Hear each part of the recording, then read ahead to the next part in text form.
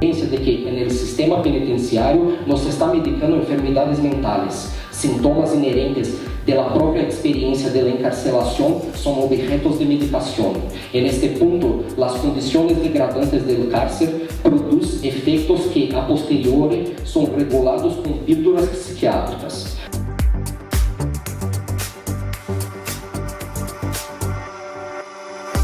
Lo más interesante para mí es entender cómo las personas usan drogas y no por qué las personas usan drogas. Son cosas diferentes.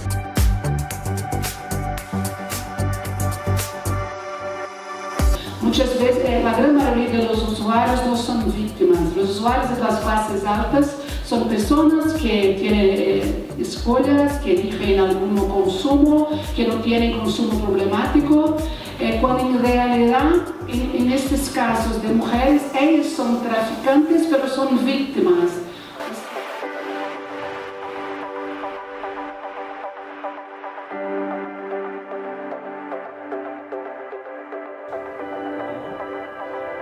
Amigos de Ángulos, pues continuamos platicando de drogas y ahora tenemos la posibilidad de platicar con Fernando Belauzarán, hasta hace unos días diputado federal, quien se ha destacado por presentar iniciativas que tienen que ver con la desregulación de este tema y que por supuesto ha abierto el debate a nivel nacional, y él también participó en este congreso en el CIESAS Occidente. Nos da mucho gusto platicar contigo, Fernando. No, encantado y saludo a todos los leones negros de la Universidad de Guadalajara, con mucho cariño. Muchas gracias, Fernando. Oye, primero preguntarte, ¿México ha sido vanguardia en esto de la desregulación? Platícanos de la experiencia de los años 40.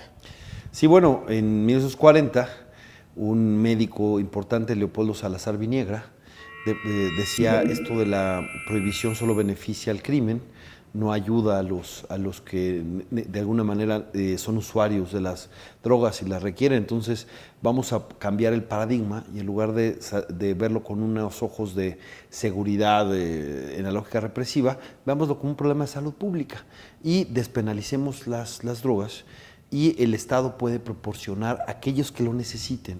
Y nos quitamos de el mercado negro, que es el que beneficia obviamente al crimen, porque encarece los productos y obviamente eso hace que sea un gran negocio ilegal.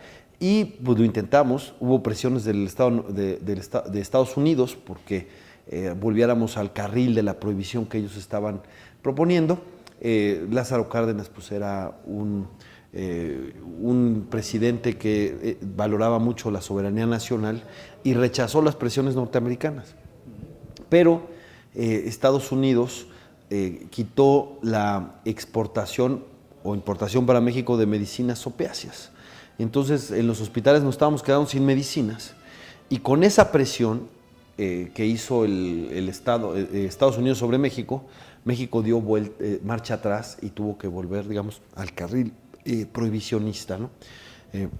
Pero la verdad es que lo que decía Leopoldo Salazar Viniegra se cumplió, ¿no? La verdad es que ahora lo que hemos visto con esta prohibición es que los criminales son cada vez más fuertes y el Estado es cada vez más débil, y nosotros, la sociedad, somos cada vez más inseguros precisamente por la dinámica. ¿Cuál es el punto? Imagínate, si alguien entra a una tienda de abarrotes y agarra una botella de vodka y se echa a correr, entonces el empleado o el dueño que esté ahí habla a la policía, habla a la ley y dice: oigan, me acaban de robar el vodka, y tiene a la justicia de su lado. Pero ¿qué pasa entre los criminales que tienen, pues digamos, el mercado de la marihuana? Como ellos no pueden ir a la policía porque es una sustancia ilegal, ellos se tienen que defender a sí mismos y tienen que generarle miedo a sus competidores. Bueno, aquí en México, ¿hasta qué grado hemos llegado? Pues llegaban a filmar hasta decapitaciones para amedrentar a los otros, porque no hemos estado. Entonces, la verdad es que este asunto de la prohibición ha conseguido exactamente lo contrario a lo que se ha propuesto lograr. Ahora hay mayor consumo, hay mayor producción, hay mayor tráfico. Y además tenemos una violencia desbordada, un Estado infiltrado, policías no confiables precisamente porque o se someten a las policías o el famoso plata o plomo, ¿no? Entonces estamos en el peor de los mundos, porque además, ¿qué genera o qué fomenta el abuso de drogas legales o ilegales? Pues la desintegración familiar. Y tú dime si 100,000 muertos en 8 años, 26,000 desaparecidos, un número incuantificable de desplazados, nuestras cárceles repletas con jóvenes consumidores, ¿a poco creen que no ha dañado a la familia, al núcleo familiar? Acá hay un daño social que todavía no alcanzamos a vislumbrar el alcance, porque eso es, tenemos una tragedia humanitaria, que prácticamente son cifras propias de una guerra civil, y eso es lo que promueve pues, el abuso de drogas ilegales. Es decir, si lo que se buscaba era prevenir con esto, logran exactamente todo lo contrario, ¿no? Y yo creo que toda política pública debe sostenerse por sus resultados, y los resultados del prohibicionismo son desastrosos, absolutamente desastrosos, y por cuestiones morales justifican su fracaso. Ahora que ya que introduces el término de moral, también te referías a eso, que se está luchando en realidad contra el placer, contra el gusto de la gente de darse a sí mismo un placer también en el caso de los consumidores. Sí, hay una proscripción del placer, porque ¿cuál es lo que lleva a mucha gente a probar drogas, legales o ilegales? Pues bueno, sentirse bien, etcétera. Las mismas Naciones Unidas, las oficinas de la droga y el delito dicen que el 90% de los usuarios no son problemáticos. Es decir, que pueden consumir su droga y seguir siendo productivos. Es como si te tomas una copa en la comida o eres bebedor social, eso no te impide pues trabajar y ser funcional y estar bien con la gente. Pues lo mismo pasa con las otras. ¿Qué es lo que nosotros necesitamos hacer? Pues fomentar la prevención. Pero ¿cuál es la prevención correcta? La prevención correcta es aquella que forma ciudadanos responsables. Y la primera responsabilidad es la del cuerpo propio, que uno asuma la soberanía de su cuerpo y se haga responsable de su organismo. Esa es la primera. ¿Por qué?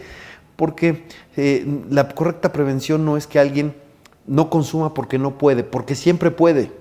Si no es la que quisiera, es otra, pero si alguien quiere, va a encontrar cómo consumir drogas. Sino que la correcta prevención es que no consuma porque no quiere, o si lo va a hacer, que lo haga de manera responsable, como queremos educar a la gente que consuma alcohol de manera responsable, ¿no? De la misma manera, eso es más inteligente que seguir gastando en armamento, en una guerra, en una espiral de violencia, en una guerra que no se puede ganar. Si algo se ha demostrado estos años, y México ha dado muestras de sobra de esto, es que la guerra contra las drogas no se puede ganar. Lo estamos viendo y padeciendo, y es absolutamente perniciosa. Mejor apostemos a regulación inteligente y campañas de éxito. Mira, por ejemplo, el caso del tabaco. El caso del tabaco es una droga legal regulada, que genera, por cierto, que es físicamente mucho más nociva que la marihuana, por ejemplo, en todos los parámetros, ¿no? ¿Y qué se ha hecho? Gracias a la regulación se ha disminuido su consumo. ¿Qué es lo que se hizo? Se puso altos impuestos, se le puso una leyenda a la cajetilla, una foto grotesca y hasta de mal gusto, espacios libres de humo de tabaco, se le sacó de los medios electrónicos y no puede haber ningún tipo de publicidad sobre el tabaco, y campañas de prevención. ¿Cuál es el resultado? Que ha disminuido. Es decir, regular no es promover. Y en cambio la marihuana, que no tiene ningún tipo de regulación porque es una droga ilegal, no ha dejado de subir su consumo. Prohibir no es prevenir, regular no es promover. Muy bien. Pues Fernando, que nos quedamos, y muchísimas gracias por estas palabras para Ángulos de Canal Alternativo. No, gracias a ustedes, y es para México una cuestión apremiante, de vida o muerte, de manera literal, cambiar esta política. No podemos seguir así, los derechos humanos se han deteriorado, nuestra gente, nuestros jóvenes están siendo perseguidos, están en las cárceles, están en las tumbas, están desaparecidos. Esto realmente es una sinrazón. No pasamos de tragedia en tragedia en tragedia, la descomposición del Estado mexicano es palpable.